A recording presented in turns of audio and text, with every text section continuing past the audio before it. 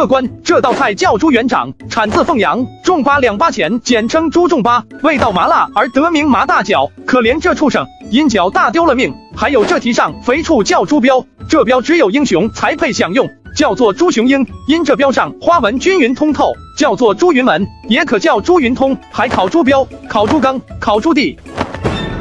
猪9族套餐，1猪9吃。你大逆不道，我要去报官。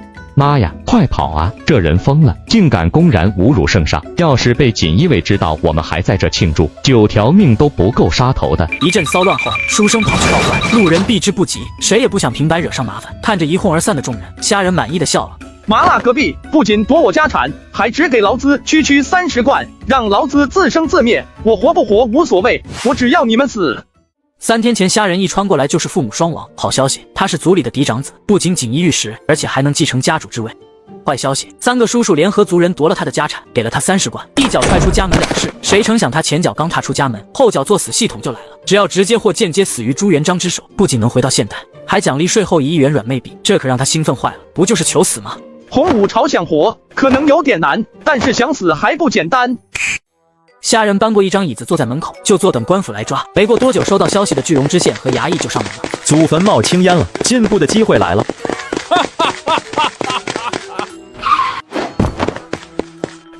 就是你小子公然侮辱圣上，好大的胆子，你就不怕猪9族吗？就算诛我10族又何妨？快让朱元璋来见我！哟呵，还敢叫嚣！来人，给我绑了！求得麻袋！我说让朱元璋来见我，不然我就死给你们看！住手！这人绝对不能死在自己面前，不然自己麻烦可就大了。一定要让锦衣卫接收。衙役们也怕了，以锦衣卫的办事流程，他们这些人都得诏谕1日游，到时候是死是活可由不得他们。小伙子，有话好好说，有冤情尽可与本官言明，本官为你做主。乖，先把刀放下，千万不要走上不归路啊！别费心思了，见不到朱元璋，到时候我就说你们是我同党。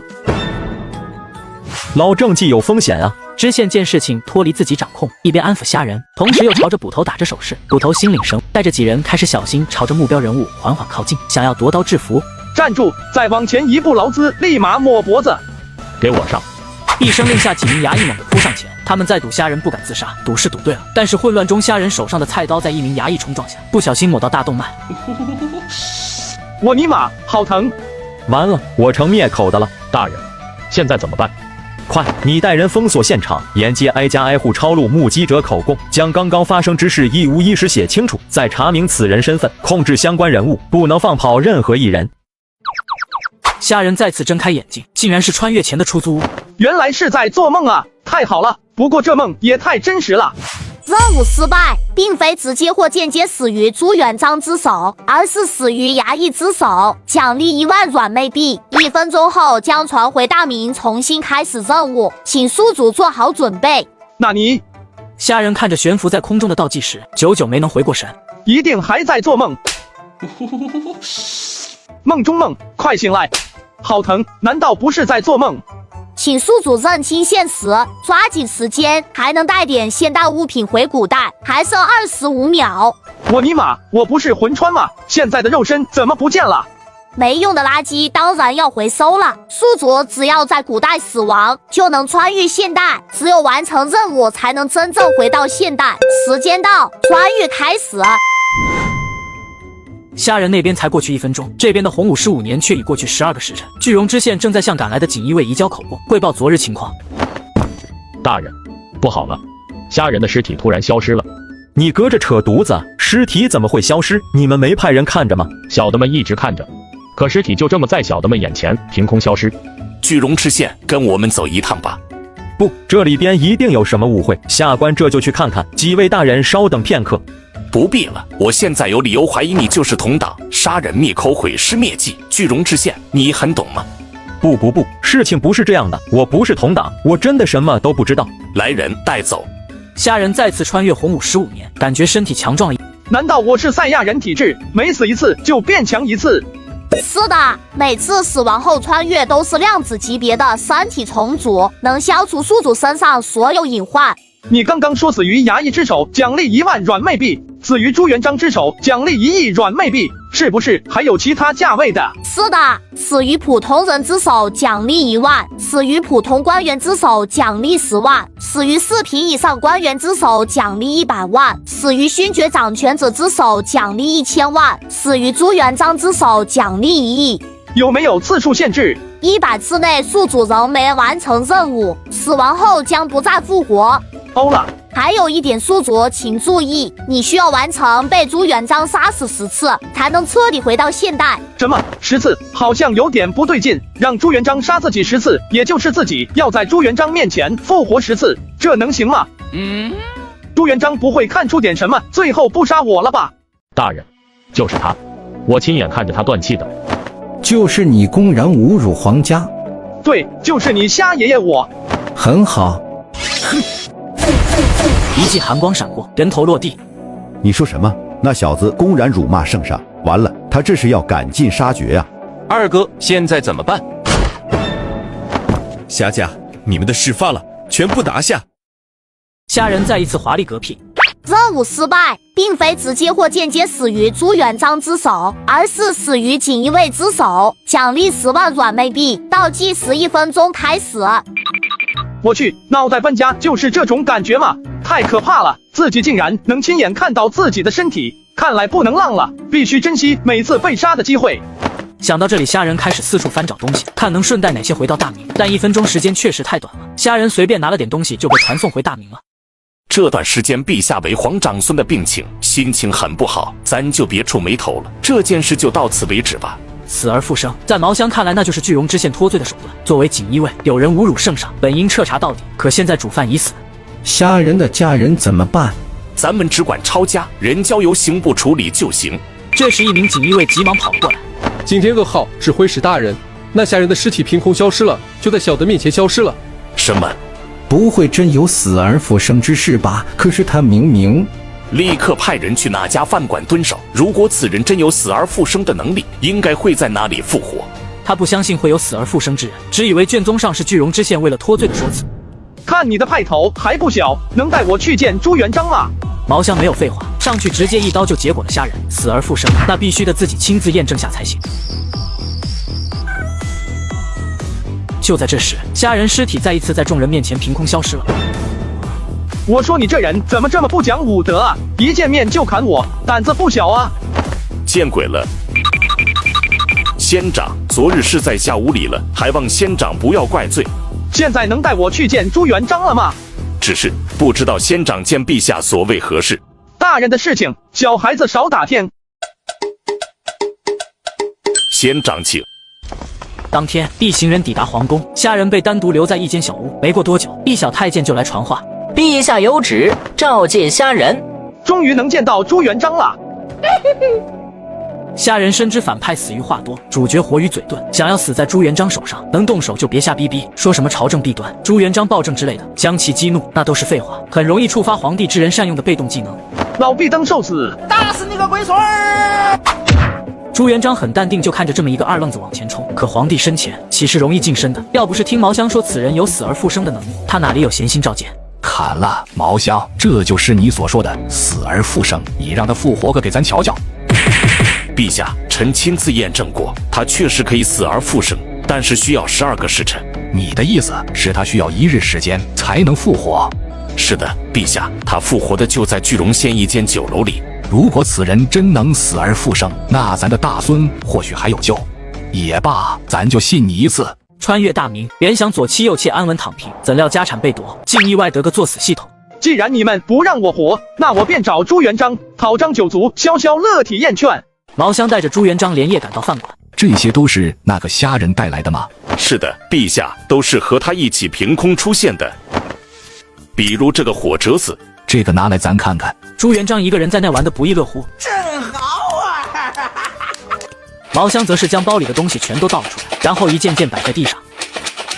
这又是何物？竟然是上等的琉璃，这么珍贵的琉璃瓶，里面装的黑色液体又会是什么？陛下，您看看这些，这种亮晶晶的包装，上面的文字有点像咱大明文字，但笔画却精简了很多。还有这个土疙瘩和红色果子，都在咱大明没见过的东西。陛下，您说这些会不会就是仙界物品？仙界？你就这么笃定他是仙长？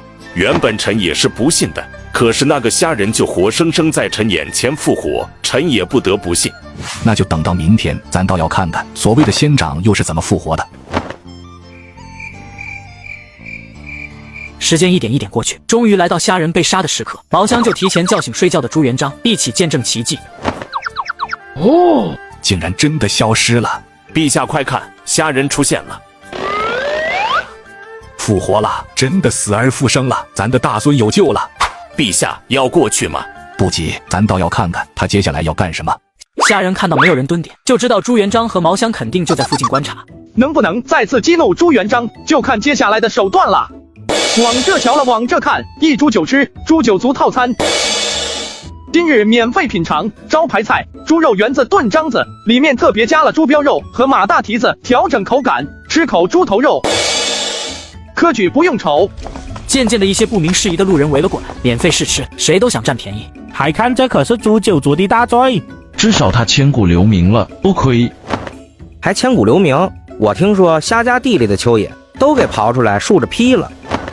哎，这可真是穷在闹市无人问，罪在深山有九族，知道罪是人间留不住。赶紧扯胡吧，万一朝廷找不到他的九族，可能会拿咱们这些看热闹的人充数。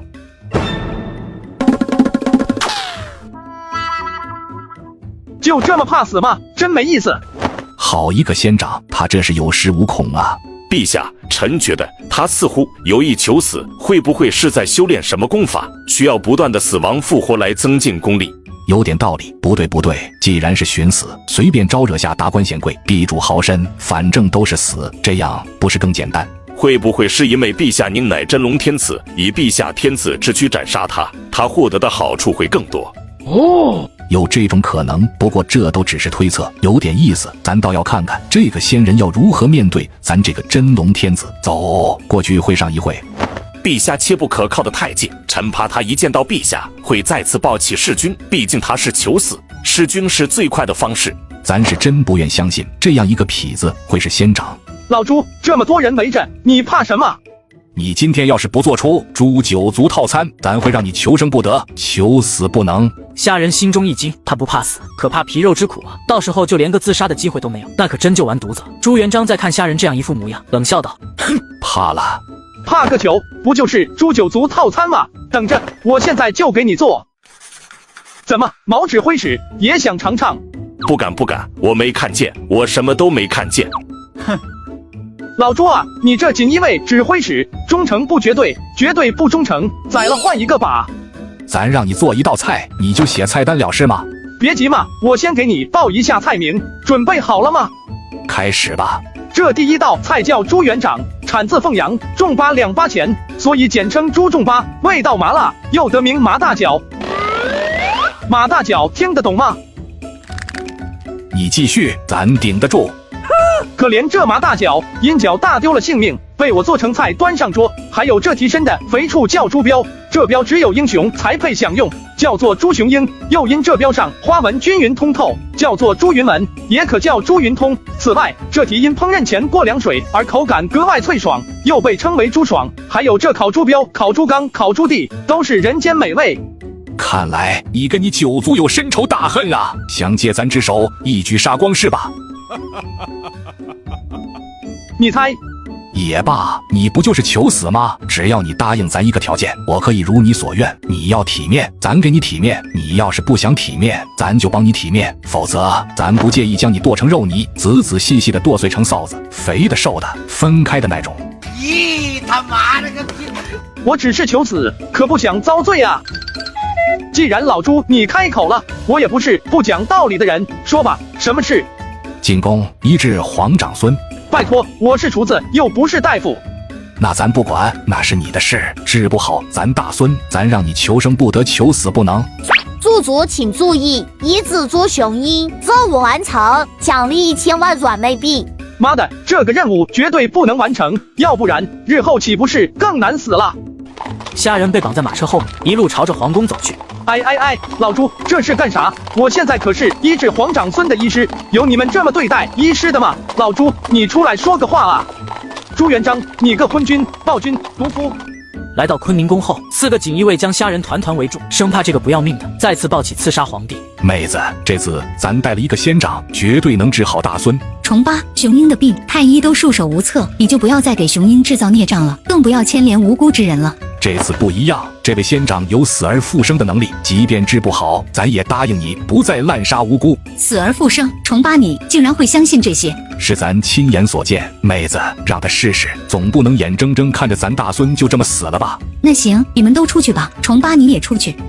你们留下，咱还是那句话，治好了什么要求咱都答应你，治不好你就等着生不如死吧。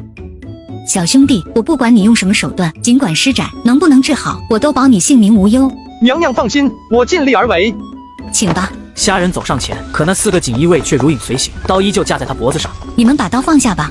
回禀皇后，此人有刺杀陛下前科，为了安全起见，臣等必须时刻戒备，迭保娘娘和皇长孙殿下安全。随后，这名锦衣卫将事情详情道出，可马皇后非但没有怪罪，反而眼神渐渐发亮。竟然真有死而复生的能力，我的雄鹰说不定真有可能治好。把刀收起来，在一旁看着就行。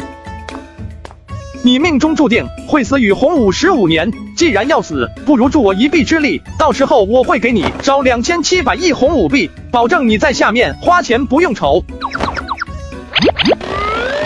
不回答，我就当你答应了。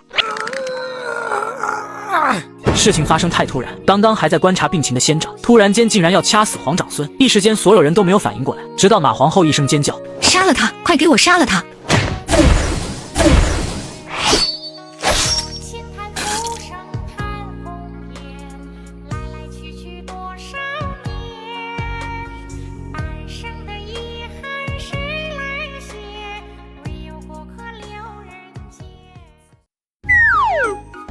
完了完了，这下真是把朱元璋和马皇后彻底得罪死了。要是再复活，真就是求生不得，求死不能了。老朱肯定会派人守泉水，要怎么逃脱呢？完成隐藏任务，治好朱雄鹰，奖励1000万软妹币；死于马秀英手中，奖励1000万软妹币。这是哪里？卧槽，英雄猪，你不是死了吗？我皇祖母呢？你是什么人？死于宿主之手的人会同宿主一起复活，回到现代，但必须在1分钟内同时死亡。时间一到，会同宿主一起回到大明。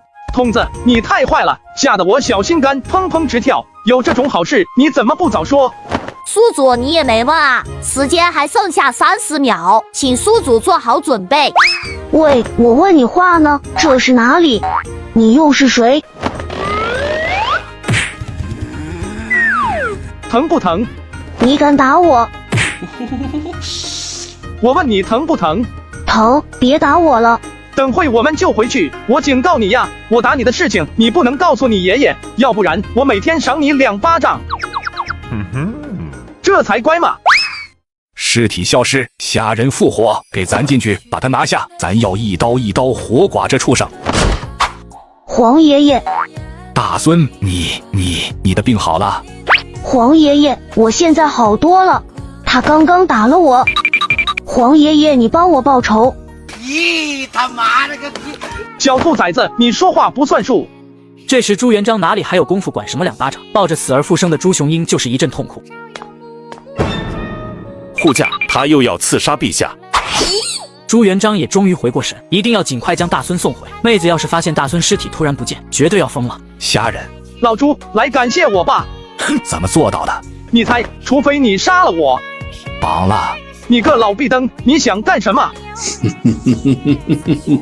你猜？老朱，我可是你大孙的救命恩人，你得给我一个痛快。押入刑部大牢，跟他的九族关在一起，咱倒要看看他如何面对他九族的愤怒。老朱，有话好好说嘛。老朱，不要啊！虾仁，你不得好死，我做鬼也不会放过你的。二叔，这才几天不见，就吃上皇粮了，小侄在这里恭喜你了。虾仁，你打小我就看你不是个好东西，不就是夺了你的家产吗？你想不开要死，干嘛非要辱骂圣上？虾仁，我是叔公了。你3岁那年，我还弹过你小鸡鸡，你不记得了吗？敢弹我小鸡鸡，看来你死的不冤。虾仁，就算你3位叔叔夺了你家产，那是福报啊！你整天不是逗狗就是遛鸟，他们为了让你成才，所以才夺了你的家产。看来虾家不死绝，天理不容啊！老毛，开门！仙长，陛下只是吓吓你，总不能真让您被他们活撕了吧？诸位都看到了吧？这就是哥的实力，我死不了，但是你们活不成。在天牢安顿下来后，虾仁就让毛香从九族中找到自己的贴身丫鬟小兰，自记事起小兰就跟着。在大明除了父母外，也就小兰对自己好了。少爷，二老爷他想欺负我，要不是我这几天来月事，他就得逞了。不哭，少爷给你做主。仙师，打断一条腿。虾仁，你不得好死！不要，别过来！不要！举定一桌酒菜，就按50两的标准。是，还看什么？赶紧去，到时候找上面报销就行。仙师，皇后娘娘又晕倒了，现在宫里一片混乱，我估计过不了多久，仙师你就能出去了。你的意思是，老朱想让以救皇长孙的那种方式救人？爹，这种方法会不会太冒险了？如果不试试，咱怕必定雄鹰就是最好的例子。重八，妹子，现在你感觉如何了？你们说的我都听到了，我的身体我知道，我愿意一试。我想看到雄鹰娶妻生子。妹子，咱这就让虾仁进宫。虾仁，既然你想让咱亲手砍了你，那现在咱就给你这个机会。接着奏乐，接着打。仙师，快随我进宫，陛下做出决定了。老毛啊，你还是不了解我啊，让老朱来见我吧。仙师，仙师稍等，我去禀告陛下。此曲本身太凄凉，花落惹人断肠。你我天涯各一方，我追着你的月光，泪全湿了眼眶。往事随风怎能忘？陛下，我家少爷在睡觉，说一切等他睡起来再说。哼，你的任何条件咱都满足你。九族们彻底震惊了，打死他们都想不到，圣上竟然在虾仁面前服软了。让他们活1年，1年中生不如死。圣上，我们是无辜的，罪魁祸首是虾仁。都给我闭嘴！还有吗？我的救人手段，想必老朱你应该也猜到了。砍我脑袋时，必须你亲自动手，这没问题吧？咱俩想一块去了。我唯一的要求就是第2天见到咱妹子。哼，要不然我会让你的九族享用。老朱，你敢？不错，你有软肋就行。安抚受惊的小兰后，虾仁被毛香押送着朝着皇宫走去。毛香也是心有余悸，这虾仁太狠了，说动手就动手，太可怕了。同时，虾仁也在为自己的失算懊恼。哎，果然心中存家人，拔刀有顾虑啊。虾仁再次来到皇宫，依旧有锦衣卫刀架在他脖子上压着。朱元璋远远看着，好像真的被虾仁搞怕了。咱准备好了，绝对不会让你感觉到疼。老朱，你准备好了吗？放心，保证让你活不了。我先弄死皇后，你再砍。你快点吧，我怕我控制不住，现在就砍了你。小刀刺进马皇后心脏的同时，朱元璋带着无尽的恨意和怨气，一刀斩下虾仁的头颅。妹子，咱的妹子。恭喜宿主完成第2次死于朱元璋之手，奖励1个1软妹币，请继续努力。倒计时开始。马皇后呢？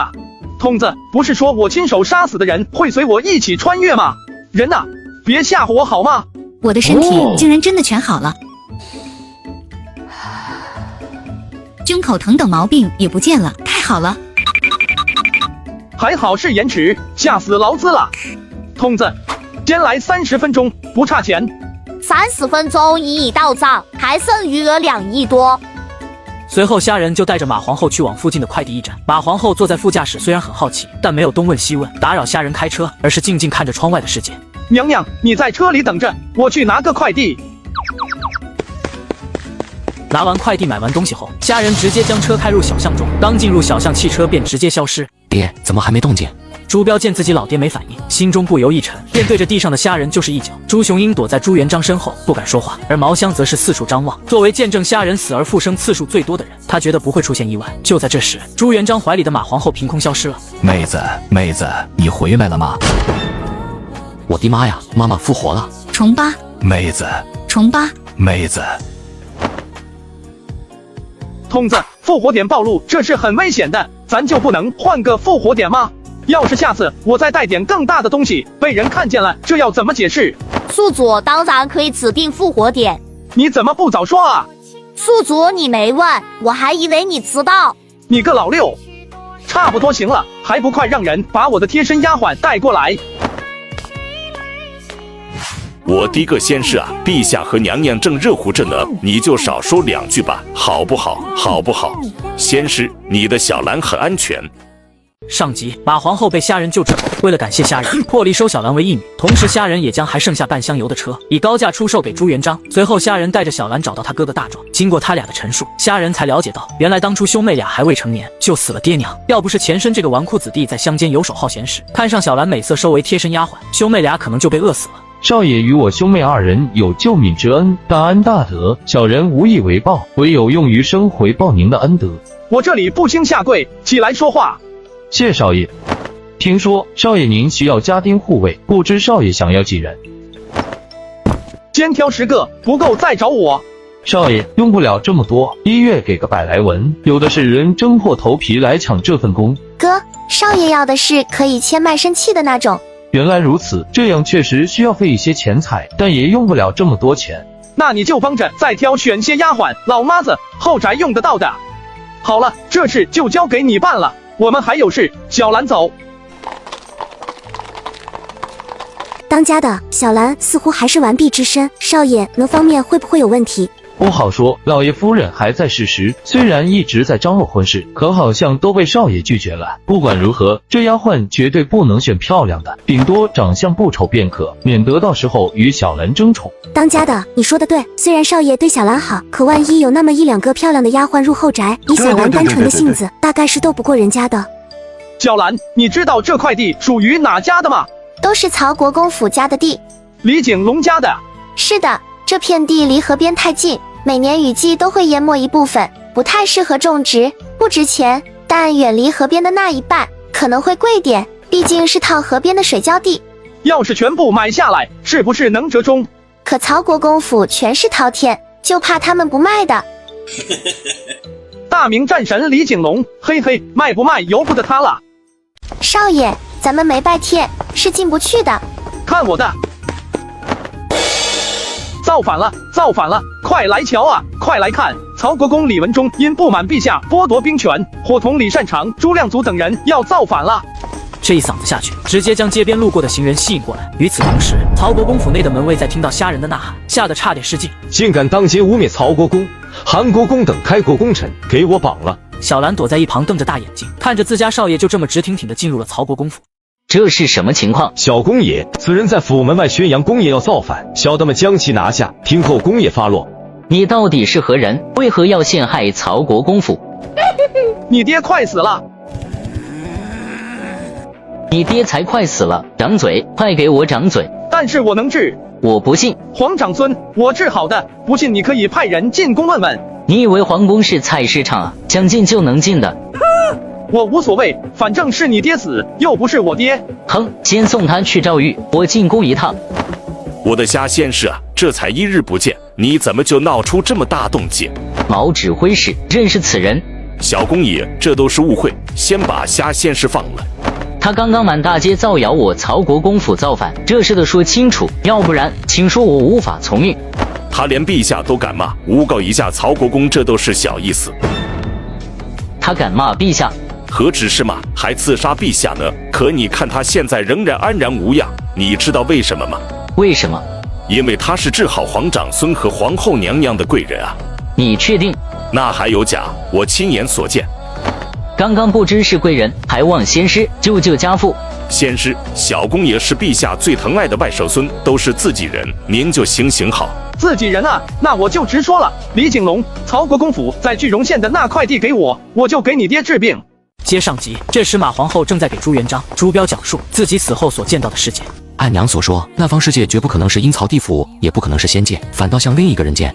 彪儿说的有理，那车子里边咱看过有类似火牛的装置，却比火牛不知先进多少倍。以大明现有的技术，或许再过100年都造不出来。爹，您说娘去的那地方，会不会就是几百年后的世界啊？您看，简化的文字，相近的语言，还有那些先进的设施，宽阔的大道，路上跑着的铁皮车子，就连街头也有开店营生的百姓。这一桩桩，一件件，不都在说明，那不过是个比咱大明先进太多的世道吗？这么说来，虾仁他会不会本就是几百年后的人呢？还真有这种可能，妹子你亲身体验过，你觉得如何？我心里也是这么琢磨着。这么一来，虾仁先前那般一心求死的举动便有了缘由。或许对他而言，死亡从不是生命的终点，或是连通未来与当下的桥梁。那虾仁为何非要借爹的手杀死自己？这里边又有什么说法？不管如何，咱都不能再轻易斩杀虾仁这小子，咱就怕这里边有什么阴谋。爹说的没错，不到万不得已，咱们不能再动手。比如这次他带回来的那些东西，一看就知道不是寻常之物。万一哪次杀了后一去不复返，对大明来说损失巨大。如果他不回未来，怎么能继续带东西到大明？是情况而定吧。咱觉得虾仁那小子绝对不会罢手，肯定还会搞事情。彪儿，等会儿你给毛香下旨，让锦衣卫12个时辰不间断地监视虾仁，一发现有异动，立马制止。好的，爹。重八，你说的这话在理，但咱们不能做得太过分，毕竟他是咱们的救命恩人，至少现在看来，他对大明没有恶意。好的，妹子，咱听你的。虾仁这边在拿到李景龙家的地契后，接下来就是设置新的复活点。小兰，今后这里所建的房子就是咱们的新家了。筒子，在这里设置新的复活点。恭喜宿主，新的复活点已设置成功。Nice。卖身契签了，银子也领了，酒肉也吃过。等少爷一来，今后咱们就是少爷的人了。大壮哥放心，我们不是吃饱不认账的混人。是啊，要不是这次少爷收我为奴，才有了前请郎中，要不然家中老母可就病死在炕上了。对我来说，家东家就是我的救命恩人。懂得知恩图报就行，吃饱后各自回家，明天一早在这里等候少爷驾临。不用等明天了，少爷。众人几乎同时跪地，满是恭敬。虾仁没让起身，头回见面，上下尊卑得先立住。卖身契都签好了吗？在听到虾仁的询问后，大壮赶紧起身，从怀里掏出一叠卖身契，还有10多两银子。剩下的你拿去买几身衣服给他们换上，收拾干净，别到时候丢我的脸。是，少爷。从今往后你们就是我的人了，好好跟着我干，保你们日后吃香喝辣。但谁要是敢做奸犯科，手脚不干净，休怪我心狠手辣。小的们一定尽心做事。好了，起来吧，给你们1个晚上时间跟家人告别。今后没有我的允许，任何人不得擅自回家。是，少爷。明日你带他们去5里外曹国公府的那块地，尽快把整片林子围起来。少爷，那片林子可不小。哥，钱的事不用担心，按少爷说的去做便是。少爷放心，1天内绝对将围墙建好。后天我再来验收围墙。小兰，走。这小子果然如我所料，又要搞事情。他是说明天治疗曹国公？是的，陛下。很好，咱倒要瞧瞧，没咱出手相助，他究竟有什么法子医治。明日你给咱盯紧李景龙，万万不能让他伤了虾仁性命。是。又是1天过去，一大早毛香就带着人来找虾仁。先是陛下交代要检查随身物品。老毛，我要是不同意呢？到了。少爷。虾仁直接掏出复活女，对着毛香就是3剑。快拿下他！就在虾仁被制服后，一旁的李景龙瞪大了眼睛，震惊地看着这一幕。朱元璋，你个老登，给我出来！真敢骂！这到底是个什么仙师？我到底请了个啥东西？就怕病没治好，脑袋先掉了。老朱，不想李文忠被治好吗？还是说你忌惮自己的外甥？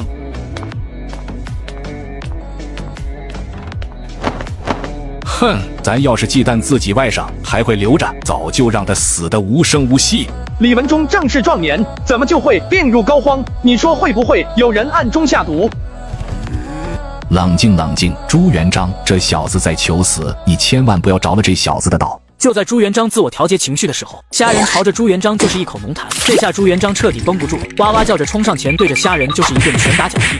朱元璋，你为逼外甥早死，竟当众殴打能救人性命的神医，何其昏聩狠戾！李景龙，你枉为人子，眼见能治你父亲病症的神医遭此毒手，你竟袖手旁观，无动于衷，孝心何在？毛香，你身为臣子，见君主行此错举，却不上前劝谏，只知缄默顺从，不忠不义之徒莫过于此。还有你朱元璋，你打人竟没半分力道，是没吃饭吗？连这点劲都没有，你究竟是怎么坐上这皇帝之位的？少爷，不好了，不好了，你爹翻白眼了。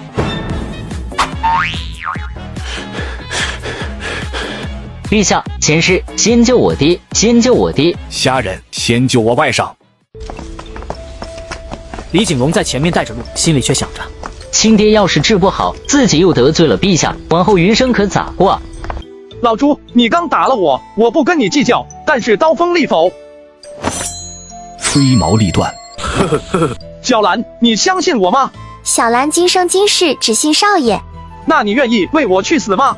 在小兰心中，少爷说的每一句话都重过性命，小兰也心甘情愿，毫无怨悔。过来！就听咔嚓一声，小兰身体一软，直挺挺地倒在地上。这时李景龙一脸震惊地看着这一幕。疯了，他疯了，他疯了！动手吧，我会等你回来的。这还像是个帝王，继续保持这份气度，我虾仁看好你哟。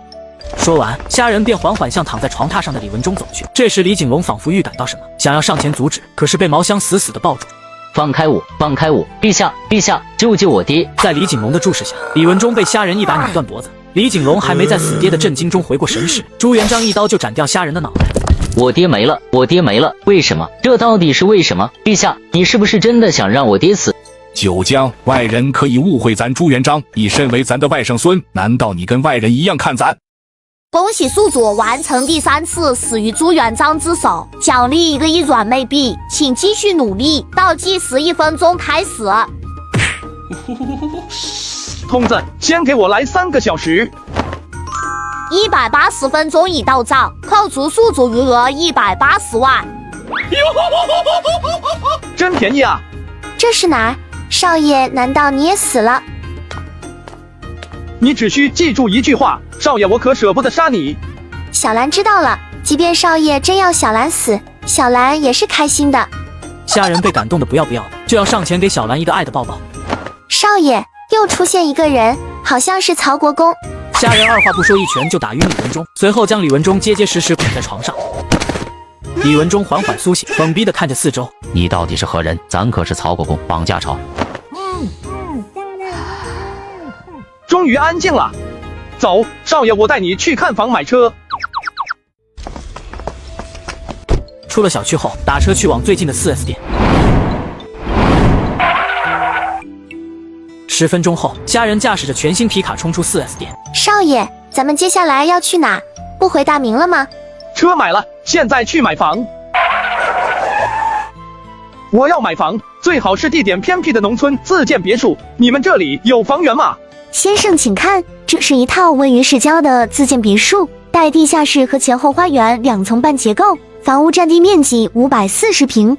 售楼小姐介绍后，虾仁看中了一套建在半山腰密林中的别墅，因为远离市区，还安装有太阳能发电设备和1台备用柴油发电机。就这套了。帅哥，您真有眼光，这套房源不仅面积在所有户型里是最大的，环境还特别好，空气清新宜人。更重要的是，原房主因为生意赔本急需出售，定价很亲民，只要388万。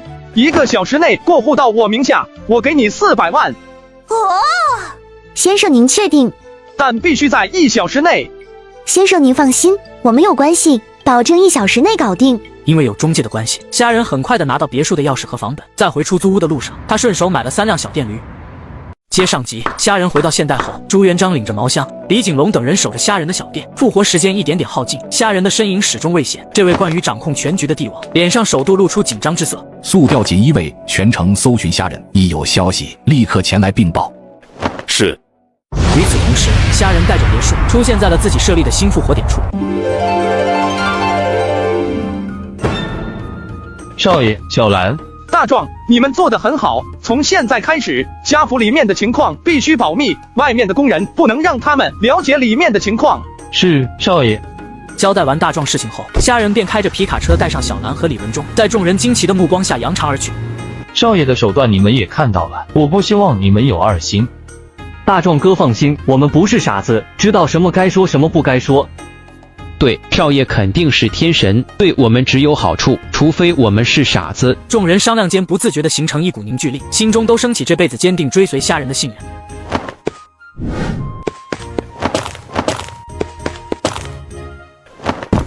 陛下，虾仙师他们回来了。在哪呢？刚刚探子来报说一辆和陛下一样的铁皮车子进城了，肯定是虾仙是他们。话音刚落，门外就传来铁皮车的叫声。朱元璋见状，赶紧跑出去，就见一辆崭新的铁皮车停在门口，地上躺着被捆绑住的李文忠。老朱，你外甥我给你带回来了。这时候，李文忠终于在李景龙的帮助下挣脱开绳子，刚一恢复行动，就要冲向虾人报仇。住手，宝儿！先别动怒，你自己先好好感受下自己身体的情况。李文忠一愣，这才发现自己原先油尽灯枯的身体竟然完全好了，甚至还有力气要打人。难道这个叫虾人的殴打自己是一种治疗手段？刚才是在下不了解情况，多谢小兄弟出手相救。小意思，我跟老朱是兄弟，都是自己人。这次为何没在这里复活？你猜？这次回去有带回哪些好东西吗？虾人看着朱元璋，意识到对方可能已经知道个8、9不离10了。你猜？很好，现在的我已经不是几天前的我了。毛相，走。对了，5天后是皇后大寿，到时候进宫一趟，咱带你认识些人。你这是公然向我索要礼物吗？你猜？宝儿，说说你死后都发生了什么？我刚醒来就被那个虾人偷袭，一拳打晕，然后又被捆绑起来。看来这小子是不想让你看到一些秘密。不过你和皇后都是在同一间房子里苏醒，也就是说，那间房就是虾人在未来世界的家。陛下的意思，虾人是未来世界的人。随后，朱元璋就把自己对虾人的猜想对李文忠详细的说了下。陛下，虽然当时我被捆绑着，但还是观察了下周围的情况，房间简陋，空间狭小。哦，还有这事，看来这小子在未来世界混得也不怎么样啊。陛下，虾仙石虽然是未来人，但多半也还是一个普通人。是人就有3情6欲，金钱、权力、美女，总有一样他喜欢。很好，你说的不错，但你也别忘了监视他的一举一动，每天不管他做了什么，必须实时来报。陛下放心，臣已派出精锐人马，时刻监视虾仙石的一举一动。隔天，虾人坐在小电驴上，指挥着一众工人挖沟，打算在河边修一套简易水力发电机。这里再挖深点，取水口处需加装滤网，既要拦截枯枝落叶等杂物，也要防止小鱼小虾的进入。哦，咱先提醒你们，到时候不论他怎样无礼，你们都无需理会，就当他在耍酒疯。毕竟他是你们母后的救命恩人，儿臣遵旨。在去找虾人的路上，朱元璋远远就看到一栋豪华的别墅，咱要去那栋房子那里去看看。陛下，我家少爷说过，没有他的允许，任何人不得踏入宅院一步。哼，普天之下莫非王土，整个大明都是咱的，一处小小的宅院，咱还进不得了，赶紧带咱去里边参观。老朱，我已跳出3界外，不在5行中。小子，你的嘴还是那么碎，可我不生气。朱棣3人自从进入这里，就一直处在懵逼中，皇家的威严已经到了随便一个人就能践踏的地步。虾人没再理会朱元璋，便把目光投向了3大藩王。哪个是朱棣？站出来，我瞧瞧。见过虾先生。不错，长得不赖，比你爹有前途。我送你9个字：顾砚塞，结世心，引锋芒，好好干，我看好你哟。父皇，他诽谤我。朱棣担心地看向朱元璋，同时也发现朱元璋也在看他，而且眼神不善。而朱爽和朱刚却是一副若有所思的表情。3位王爷都来认识一下，她就是你们的义妹小兰。小兰还不见过你3位哥哥。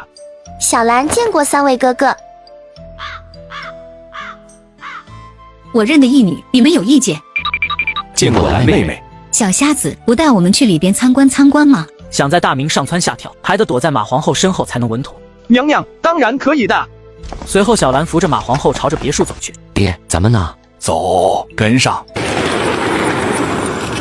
大孙，咱的大孙。